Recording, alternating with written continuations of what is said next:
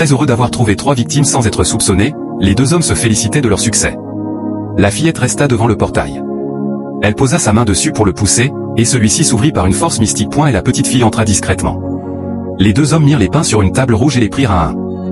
Ils remercièrent leur force diabolique et dirent à chaque pain qu'il leur apporterait bonheur, richesse, longévité, force, succès, célébrité et l'âme de ses enfants. Après cela, ils commencèrent à manger le pain. La petite fille cria « Arrêtez !» Les 2 hommes prirent peur et jetèrent les pains, tous paniqués. Ils virent la petite fille et lui demandèrent d'où elle venait, comment elle était apparue chez eux et si elle savait de quoi ils étaient capables. La fille leur répondit qu'elle avait une force qui dépassait la leur et que s'ils ne transformaient pas les pains en humains, elle leur ferait regretter leurs actes pour toujours. Les hommes, voyant que ce n'était qu'une petite fille, se dirent qu'elle serait aussi transformée en pain tout à l'heure. La fille dit « Vraiment ? Donc vous pouvez aussi me transformer en pain ?» Elle se rapprocha de l'un des hommes et lui demanda d'essayer. Mais au moment où il tenta de prendre le torchon maléfique, la fillette toucha ses jambes.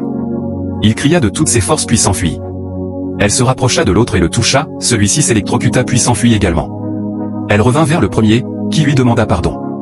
La fille continua à leur faire du mal en priant le nom de Dieu. Elle se rapprocha des pains sur la table et commença à invoquer le nom du Tout-Puissant.